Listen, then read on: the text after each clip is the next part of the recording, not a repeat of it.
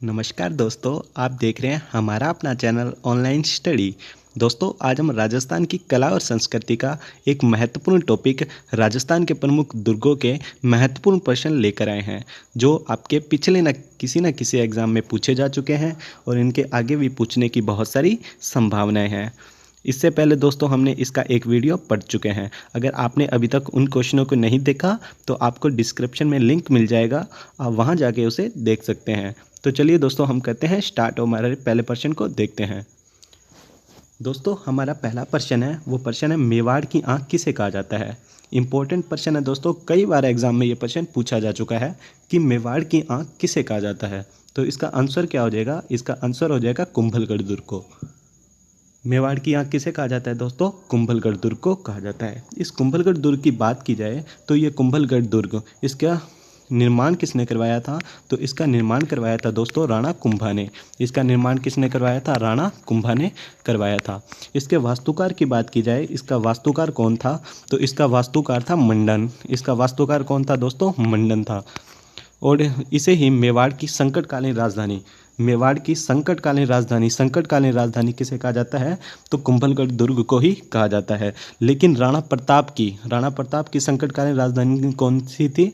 तो वो थी चावंड। ये भी आप याद रखिएगा। हमारे अगले प्रश्न की ओर चलते हैं दोस्तों। हमारा जो अगला प्रश्न है वह प्रश्न है, किस दुर्ग के महलों के बारे में विशु हेबर ने ये कहा कि मैंने क्रेमलिन में जो देखा वह अल ब्रह्मा के बारे में जो सुना उससे बढ़कर ये महल है। तो वह कौन से महल के बारे में, कौन से दुर्ग के बारे में ये बात कही थी क्रेमलिन ने? तो वह आपका आंसर क्या हो जाएगा? आमेर दुर्ग के महलों के बारे में। कौन से दुर्ग के महलों के बारे में कहा दोस्तों? आमेर दुर्ग के। इसकी व्याख्या देखते हैं। प्रसिद्ध इतिहासकार कौन सा? विशु हेबर ने आमेर के महलों को देखकर ये कहा कि मैंने क्रेमलिन में जो देखा और परम ब्रह्म के बारे में जो सुना उससे कहीं बढ़कर ये महल है। कौन से महलों के बारे में कहा दोस्तों? आमेर के। अगले प्रश्न की ओर चलते हैं। हमारा अगला प्रश्न है, वह प्रश्न है जयमल फत्ता की मूर्तियाँ। इंपॉर्टेंट प्रश्न है दोस्तों, कई बार ये प्रश्न भी एग्जाम में पूछा जा चुका है कि जयमल फत्ता की मूर्तियाँ, हरम गणपति का मंदिर तथा अनूप महल किस दुर्ग में स्थित है? तो इसका आंसर क्या हो जाएगा? इसका आंसर हो जाएगा जूनागढ़ दुर्ग में। कौन से दुर्ग में स्थित है दोस्तों? जूनागढ़ दुर्ग में स्थित है। इस जूनागढ़ दुर्ग की बात की जाए तो इस दुर्ग के प्रवेश पर किले के मूल संस्थापक कौन है? राय सिंह की प्रशस्ति लगी है। मतलब इस जूनागढ़ दुर्ग का जो प्रवेश द्वार है उसके मुख्य प्रवेश द्वार पर ही राय सिंह प्रशस्ति लगी हुई है।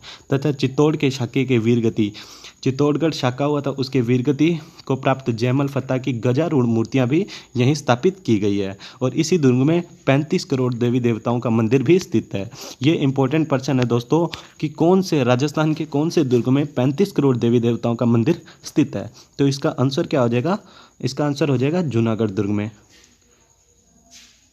हमारे अगले प्रश्न की ओर चलते हैं दोस्तों। हमारा अगला प्रश्न है, कौन सा दुर्ग सूप छजले की आकृतियों से भी कई बार प्रश्न पूछ लिया जाता है कि कौन सा दुर्ग सूप छजले की आकृति के समान दिखाई देता है।